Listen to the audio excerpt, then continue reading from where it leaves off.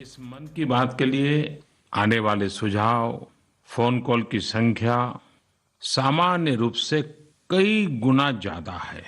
कई सारे विषयों को अपने अंदर समेट आपकी यह मन की बातें मेरे तक पहुंची हैं। मैंने कोशिश की है कि इनको ज्यादा से ज्यादा पढ़ पाऊं, सुन पाऊं। आपकी बातों से कई ऐसे पहलू जानने को मिले हैं जिन पर इस आपाधापी में ध्यान ही नहीं जाता है। मेरा मन करता है कि युद्ध के बीच हो रही इस मन की बात में उन्हीं कुछ पहलुओं को आप सभी देशवासियों के साथ बांटूं। साथियों, भारत की कोरोना के खिलाफ लड़ाई सही मायने में पीपल ड्रिवन है।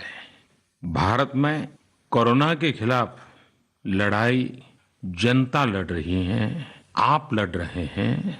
जनता के साथ मिलकर शासन प्रशासन लड़ रहा है।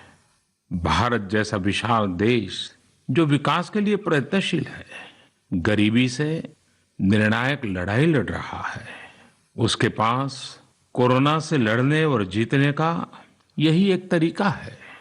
और हम भाग्यशाली हैं कि आज पूरा देश का हर नागरिक, जन जन इस लड़ाई का सिपाही है, लड़ाई का नेतृत्व कर रहा है।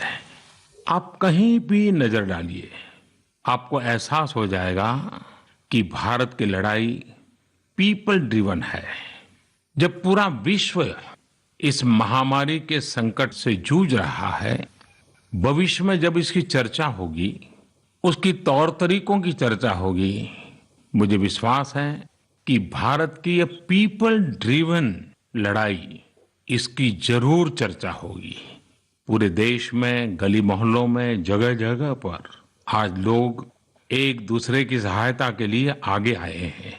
गरीबों के लिए खाने से लेकर राशन की व्यवस्था हो, लॉकडाउन का पालन हो, अस्पतालों की व्यवस्था हो, मेडिकल इक्विपमेंट का देश में ही निर्माण हो, आज पूरा देश एक लक्ष्य, एक दिशा, साथ साथ चल रहा है। ताली, थाली, दिया, मोमबत्ती, इन सारी चीजों ने जो भावनाओं को जन्म दिया, जिस जज्बे से देशवासियों ने कुछ न कुछ करने की ठान ली, हर किसी को इन बातों ने प्रेरित किया है। शहर हो या गांव, ऐसा लग रहा है जैसे देश में एक बहुत बड़ा महायज्ञ चल रहा है, जिसमें हर कोई अपना योगदान देने के लिए आतुर है। हमारे किसान भाई बहनों को ही देखिए, एक तरफ वो इस महामारी के बीच अपने खेतों में दिन रात मेहनत कर रहे हैं और इस बात की भी चिंता कर रहे हैं कि देश में कोई भी भूखा न सोए। हर कोई अपने सामर्थ्य के हिसाब से इस लड़ाई को लड़ रहा है। कोई किराया माफ कर रहा है, तो कोई अपनी पूरी पेंशन या पुरस्कार में मिली राशि को पीएम केयर्स में जमा करा रहा है। कोई खेत की सारी सब्जियां दान दे रहा है, तो कोई हर रोज सैकड़ों गरीबों को मुफ्त भोजन करा रहा है। कोई मास्क बना रहा है। कहीं हमारे मजदूर भाई बहन क्वारंटीन में रहते हुए जिस स्कूल में रह रहे हैं, उसकी रंगाई पुताई कर रहे हैं। साथियों, दूसरों की मदद के लिए आपके भीतर हृदय की किसी कोने में जो ये उमड़ता घुमड़ता भाव है ना, वही वही कोरोना के खिलाफ भारत की इस लड़ाई को ताकत दे रहा है। वही इस लड़ाई को सच्चे मायने में पीपल ड्रिवन बना रहा है। और हमने देखा है पिछले कुछ साल में हमारे देश में यह मिजाज बना है, निरंतर मजबूत होता रहा है।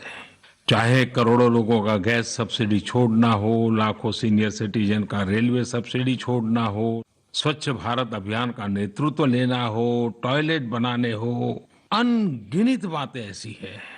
इन सारी बातों से पता चलता है हम सबको एक मन, एक मजबूत धागे से पिरो दिया है, एक होकर देश के लिए कुछ करने की प्रेरणा दी है। मेरे प्यारे देशवासियों, मैं पूरी नम्रता पूर्वक, बहुत ही आदर के साथ आज 130 करोड़ देशवासियों की इस भावना को सर झुका करके नमन करता हूं। आप अपनी भावना के अनुरूप देश के लिए अपनी रुचि के हिसाब से अपने समय के अनुसार कुछ कर सके, इसके लिए सरकार ने एक डिजिटल प्लेटफॉर्म भी तैयार किया है। ये प्लेटफॉर्म है covidwarriors.gov.in। मैं दोबारा बोलता हूं, covidwarriors.gov.in। सरकार ने इस प्लेटफॉर्म के माध्यम से तमाम सामाजिक संस्थाओं के वॉलेंटियर्स, सिविल सोसाइटी के प्रतिनिधि और स्थानीय प्रशासन को एक दूसरे से जोड़ दिया है।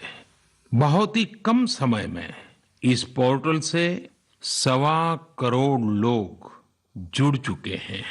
इनमें डॉक्टर, नर्सिस से लेकर हमारी आशा, एएनएम बहनें, हमारे एनसीसी, एनएसएस के साथी, अलग अलग फील्ड के तमाम प्रोफेशनल्स, उन्होंने इस प्लेटफॉर्म को अपना प्लेटफॉर्म बना लिया है। ये लोग स्थानीय स्तर पर क्राइसिस मैनेजमेंट प्लान बनाने वालों में और उसकी पूर्ति में भी बहुत मदद कर रहे हैं। आप भी covidwarriors.gov.in से जुड़कर देश की सेवा कर सकते हैं, कोविड वॉरियर बन सकते हैं। साथियों, हर मुश्किल हालात, हर लड़ाई कुछ न कुछ सबक देती है, कुछ न कुछ सिखा करके जाती है, सीख देती है, कुछ संभावनाओं के मार्ग बनाती है और कुछ नई मंजिलों की दिशा भी देती है।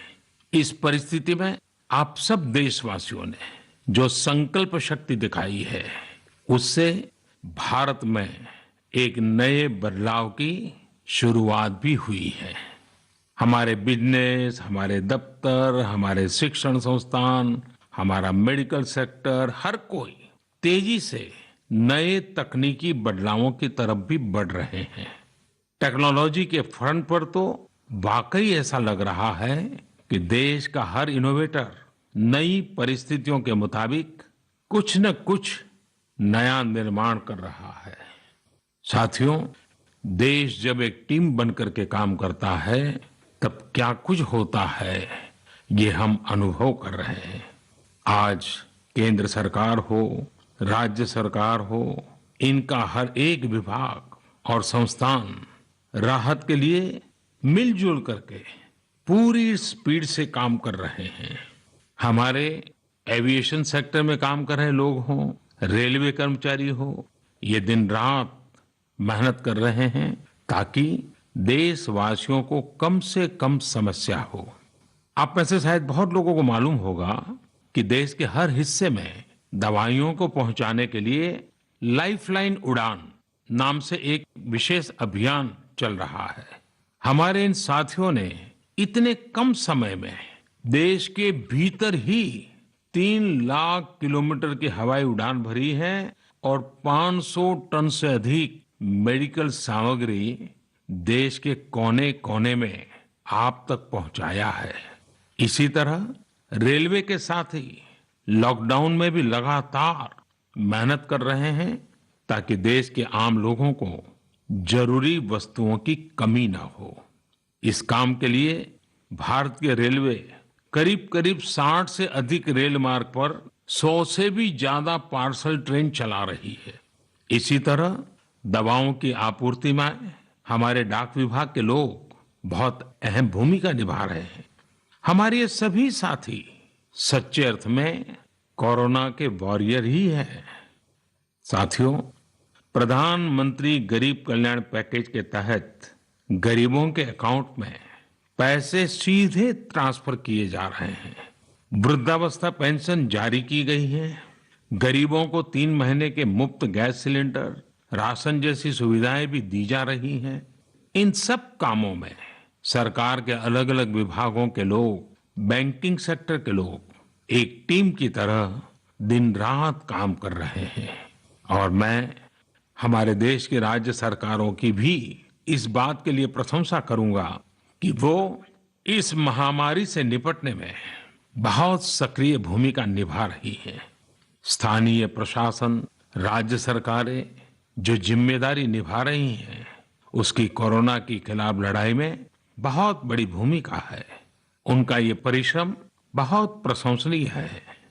मेरे प्यारे देशवासियों, देश भर से स्वास्थ्य सेवाओं से जुड़े लोगों ने अभी हाल ही में जो अध्यादेश लाया गया है, उस पर अपना संतोष व्यक्त किया है। इस अध्यादेश में कोरोना वॉरियर्स के साथ हिंसा, उत्पीड़न और उन्हें किसी रूप में चोट पहुंचाने वालों के खिलाफ बेहद सख्त सजा का प्रावधान किया गया है। हमारे doctor, nurses, paramedical staff, community health workers और ऐसे सभी लोग जो देश को कोरोना मुक्त बनाने में दिन रात जुटे हुए हैं, उनकी रक्षा करने के लिए ये कदम बहुत जरूरी था। मेरे प्यारे देशवासियों, हम सब अनुभव कर रहे हैं कि महामारी के खिलाफ इस लड़ाई के दौरान हमें अपने जीवन को, समाज को, हमारे आसपास हो रही घटनाओं को एक फ्रेश नजरिए से देखने का अवसर भी मिला है। समाज के नजरिए में भी व्यापक बदलाव आया है। आज अपने जीवन से जुड़े हर व्यक्ति की अहमियत का हमें आभास हो रहा है। हमारे घर में काम करने वाले लोग हो, हमारी जरूरतों को पूरा करने के लिए काम करने वाले हमारे सामान्य कामगार हो, पड़ोस की दुकानों में काम करने वाले लोग हो, इन सब की कितनी बड़ी भूमिका है, हमें ये अनुभव हो रहा है। इसी तरह जरूरी सेवाओं की डिलीवरी करने वाले लोग, मंडियों में काम करने वाले हमारे मजदूर भाई बहन, हमारे आस पड़ोस के ऑटो चालक, रिक्शा चालक, आज हम अनुभव कर रहे हैं कि इन सब के बिना हमारा जीवन कितना मुश्किल हो सकता है। आजकल सोशल मीडिया में हम सब लोग लगातार देख रहे हैं कि लॉकडाउन के दौरान लोग अपने इन साथियों को न सिर्फ याद कर रहे हैं, उनकी जरूरतों का ध्यान रख रहे हैं, बल्कि उनके बारे में बहुत सम्मान से लिख भी रहे हैं। आज देश के हर कोने से ऐसी तस्वीरें आ रही हैं कि लोग सफाई कर्मियों पर पुष्प वर्षा कर रहे हैं। पहले उनके काम को संभवतः आप भी कभी नोटिस नहीं करते थे। डॉक्टर हो, सफाई कर्मी हो, अन्य सेवा करने वाले लोग हो, इतना ही नहीं, हमारी पुलिस व्यवस्था को लेकर भी आम लोगों के सोच में काफी बदलाव हुआ है। पहले पुलिस के विषय में सोचते ही नकारात्मकता के सिवाय हमें कुछ नजर नहीं आता था। हमारे पुलिसकर्मी आज गरीबों, जरूरतमंदों को खाना पहुंचा रहे हैं, दवा पहुंचा रहे हैं। जिस तरह से हर मदद के लिए पुलिस सामने आ रही है, इससे पुलिसिंग का मानवीय और संवेदनशील पक्ष हमारे सामने उभर करके आया है, हमारे मन को झकझोर दिया है, हमारे दिल को छू लिया है। एक ऐसा अवसर है जिसमें आम लोग पुलिस से भावात्मक तरीके से जुड़ रहे हैं। हमारे पुलिसकर्मियों ने इसे जनता की सेवा के एक अवसर के रूप में लिया है और मुझे पूरा विश्वास है इन घटनाओं से आने वाले समय में सच्चे अर्थ में बहुत ही सकारात्मक बदलाव आ सकता है और हम सब ने इस सकारात्मकता को कभी भी नकारात्मकता के रंग से रंगना नहीं है। साथियों, हम अक्सर सुनते हैं प्रकृति, विकृति और संस्कृति। इन शब्दों को एक साथ देखें और इसके पीछे के भाव को देखें तो आपको जीवन को समझने का भी एक नया द्वार खुलता हुआ दिखेगा। अगर मानव प्रकृति की चर्चा करें तो ये मेरा है, मैं इसका उपयोग करता हूं। इसको और इस भावना को बहुत स्वाभाविक माना जाता है, किसी को इसमें कोई ऐतराज नहीं होता। इसे हम प्रकृति कह सकते हैं। लेकिन जो मेरा नहीं है, जिस पर मेरा हक नहीं है, उसे मैं दूसरे से छीन लेता हूं, उसे छीनकर उपयोग में लाता हूं, तो हम इसे विकृति कह सकते हैं। इन दोनों से परे, प्रकृति और विकृति से ऊपर जब कोई संस्कारित मन सोचता है या व्यवहार करता है तो हमें संस्कृति नजर आती है। जब कोई अपने हक की चीज, अपनी मेहनत से कमाई चीज, अपने लिए जरूरी चीज कम हो या अधिक, इसकी परवाह किए बिना किसी व्यक्ति की जरूरत को देखते हुए खुद की चिंता छोड़कर अपने हक के हिस्से को बांट करके किसी दूसरे की जरूरत पूरी करता है, वही तो संस्कृति है। साथियों, जब कसौटी का काल होता है तब इन गुणों का परीक्षण होता है। आपने पिछले दिनों देखा होगा कि भारत ने अपने संस्कारों के अनुरूप, हमारी सोच के अनुरूप, हमारी संस्कृति का निर्वहन करते हुए कुछ फैसले लिए। संकट की इस घड़ी में दुनिया के लिए भी, समृद्ध देशों के लिए भी दवाइयों का संकट बहुत ज्यादा रहा है। एक ऐसा समय है कि अगर भारत दुनिया को दवाइयां न भी दे तो कोई भारत को दोषी नहीं मानता। हर देश समझ रहा है कि भारत के लिए भी उसकी प्राथमिकता अपने नागरिकों का जीवन बचाना है। लेकिन साथियों, भारत ने प्रकृति विकृति की सोच से परे होकर फैसला लिया। भारत ने अपनी संस्कृति के अनुरूप फैसला लिया।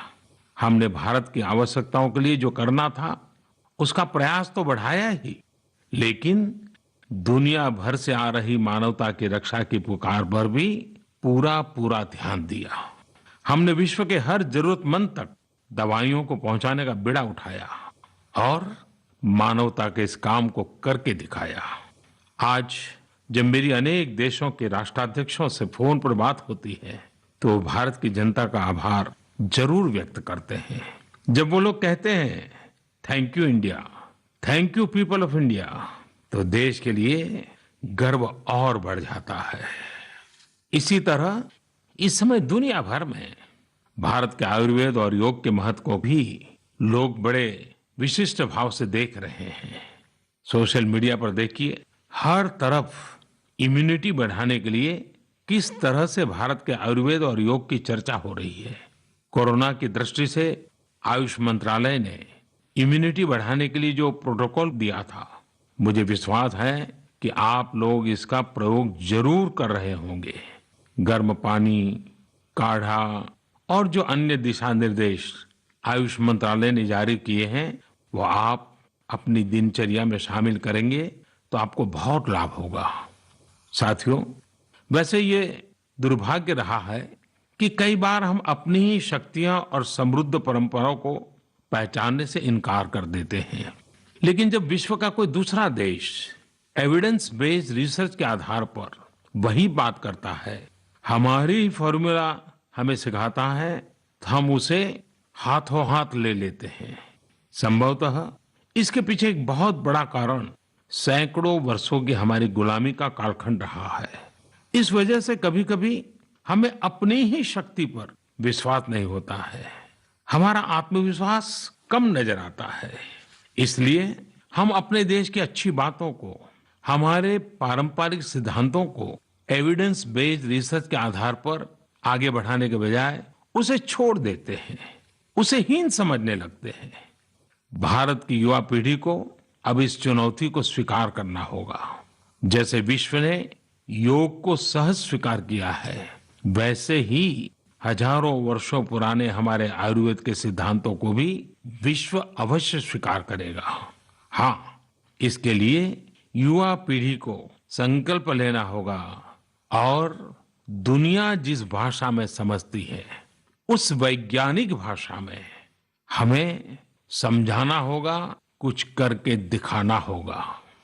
साथियों, वैसे कोविड-19 के कारण कई सकारात्मक बदलाव हमारे काम करने के तरीके, हमारी जीवन शैली और हमारी आदतों में भी स्वाभाविक रूप से अपनी जगह बना रहे हैं।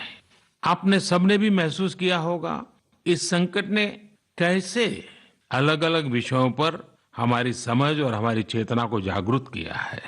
जो असर हमें अपने आसपास देखने को मिल रहे हैं, इनमें सबसे पहला है मास्क पहनना और अपने चेहरे को ढककर रखना। कोरोना की वजह से बदलते हुए हालात में मास्क भी हमारे जीवन का हिस्सा बन रहा है। वैसे हमें इसकी भी आदत कभी नहीं रही कि हमारे आसपास के बहुत सारे लोग मास्क में दिखे, लेकिन अब हो यही रहा है। हाँ, इसका ये मतलब नहीं है कि जो मास्क लगाते हैं वे सभी बीमार हैं। और जब मैं मास्क की बात करता हूं तो मुझे एक पुरानी बात याद आती है। आप सबको भी याद होगा, एक जमाना था कि हमारे देश के कई ऐसे इलाके ऐसे होते थे कि वहां अगर कोई नागरिक फल खरीदता हुआ दिखता था तो आस पड़ोस के लोग उसको जरूर पूछते थे, क्या घर में कोई बीमार है?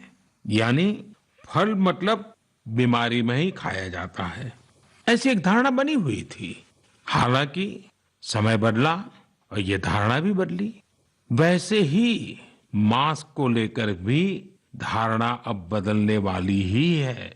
आप देखिएगा, मास्क अब सभ्य समाज का प्रतीक बन जाएगा। अगर बीमारी से खुद को बचना है और दूसरों को भी बचाना है तो आपको मास्क लगाना पड़ेगा।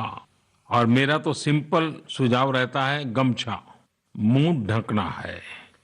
साथियों, हमारे समाज में एक और बड़ी जागरूकता ये आई है कि अब सभी लोग ये समझ रहे हैं कि सार्वजनिक स्थानों पर थूकने के क्या नुकसान हो सकते हैं। यहां वहां कहीं पर भी थूक देना गलत आदतों का हिस्सा बना हुआ था। ये स्वच्छता और स्वास्थ्य को गंभीर चुनौती भी देता था। वैसे एक तरह से देखें तो हम हमेशा से ही इस समस्या को जानते रहे, लेकिन ये समस्या समाज से समाप्त होने का नाम ही नहीं ले रही थी। अब वो समय आ गया है कि इस बुरी आदत को हमेशा हमेशा के लिए खत्म कर दिया जाए। कहते भी हैं कि बेटर लेट देन नेवर। तो देर भले हो गई हो, लेकिन अब ये थूकने की आदत छोड़ देनी चाहिए। ये बातें जहां बेसिक हाइजीन का स्तर बढ़ाएंगी, वहीं कोरोना संक्रमण को फैलने से रोकने में भी मदद करेगी।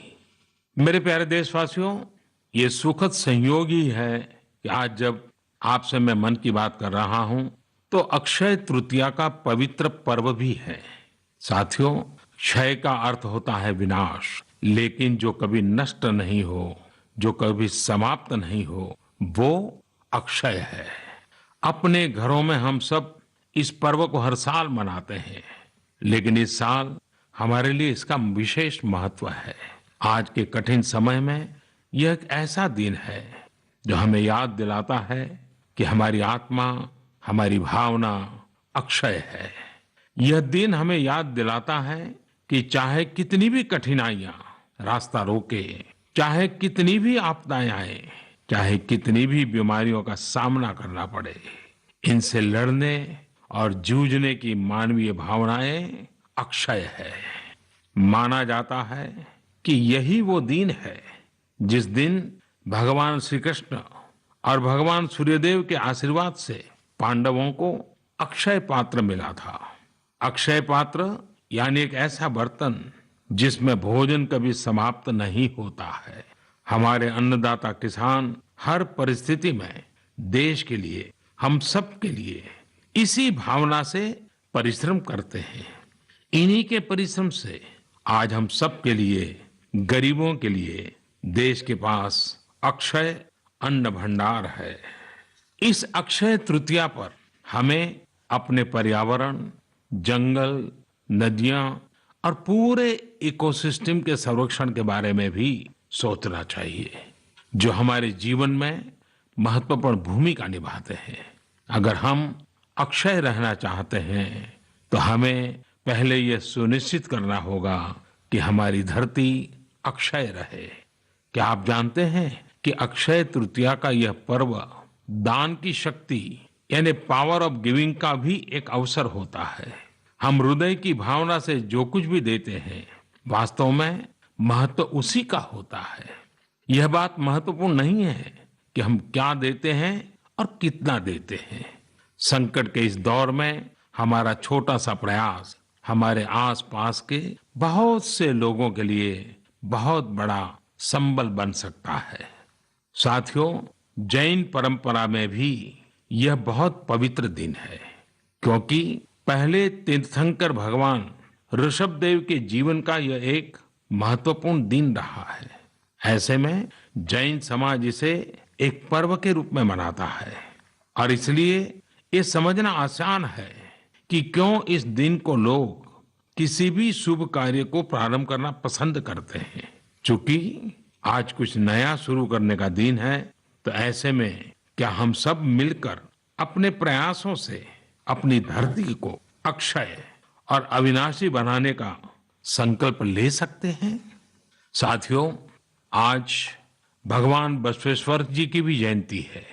ये मेरा सौभाग्य रहा है कि मुझे भगवान बसवेश्वर की स्मृतियां और उनके संदेश से बार बार जुड़ने का, सीखने का अवसर मिला है।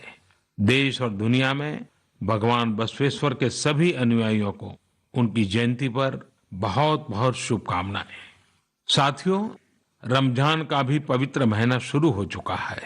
जब पिछली बार रमजान मनाया गया था तो किसी ने सोचा भी नहीं था कि इस बार रमजान में इतनी बड़ी मुसीबतों का भी सामना करना पड़ेगा। लेकिन अब जब पूरे विश्व में ये मुसीबत आ ही गई है, तो हमारे सामने अवसर है इस रमजान को संयम, सद्भावना, संवेदनशीलता और सेवा भाव का प्रतीक बनाएं। इस बार हम पहले से ज्यादा इबादत करें ताकि ईद आने से पहले दुनिया कोरोना से मुक्त हो जाए और हम पहले की तरह उमंग और उत्साह के साथ ईद मनाएं। मुझे विश्वास है कि रमजान के इन दिनों में स्थानीय प्रशासन के दिशा निर्देशों का पालन करते हुए कोरोना के खिलाफ चल रही इस लड़ाई को हम और मजबूत करेंगे। सड़कों पर, बाजारों में, मोहल्लों में फिजिकल डिस्टेंसिंग के नियमों का पालन अभी बहुत आवश्यक है।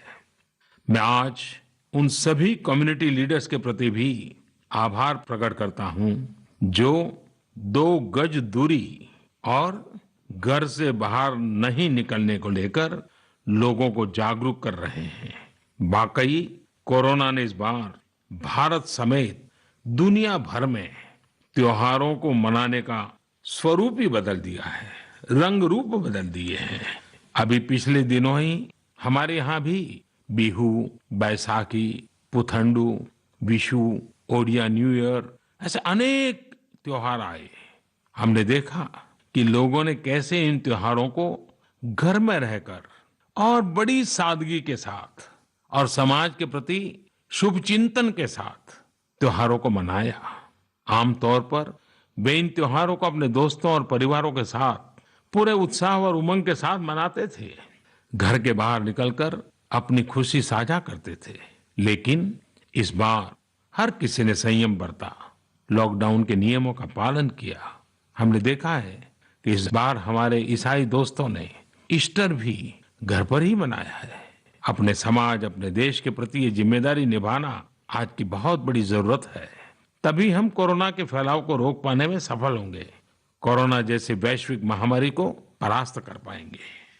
मेरे प्यारे देशवासियों, इस वैश्विक महामारी के संकट के बीच आपके परिवार के एक सदस्य के नाते, और आप सब भी मेरे ही परिवारजन हैं, तब कुछ संकेत करना, कुछ सुझाव देना, ये मेरा दायित्व भी बनता है। मेरे देशवासियों से मैं आपसे आग्रह करूंगा, हम कतई अति आत्मविश्वास में न फंस जाएं।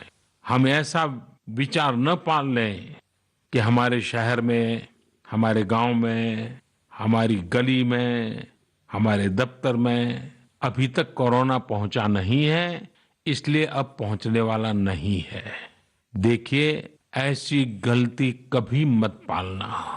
दुनिया का अनुभव हमें बहुत कुछ कह रहा है और हमारे यहाँ तो बार बार कहा जाता है, सावधानी हटी तो दुर्घटना घटी। याद रखिए, हमारे पूर्वजों ने हमें इन सारे विषयों में बहुत अच्छा मार्गदर्शन किया है।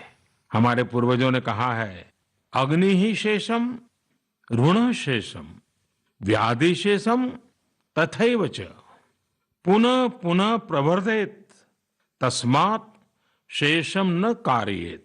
अर्थात हल्के में लेकर छोड़ दी गई आग, कर्ज और बीमारी मौका पाते ही दोबारा बढ़कर खतरनाक हो जाती है। इसलिए इनका पूरी तरह उपचार बहुत आवश्यक होता है। इसलिए अति उत्साह में स्थानीय स्तर पर कहीं पर भी कोई लापरवाही नहीं होनी चाहिए। इसका हमेशा हमेशा हमने ध्यान रखना ही होगा। और मैं फिर एक बार कहूंगा, 2 गज दूरी बनाए रखिए, खुद को स्वस्थ रखिए। 2 गज दूरी बहुत है जरूरी। आप सबके उत्तम स्वास्थ्य की कामना करते हुए मैं मेरी बात को समाप्त करता हूं।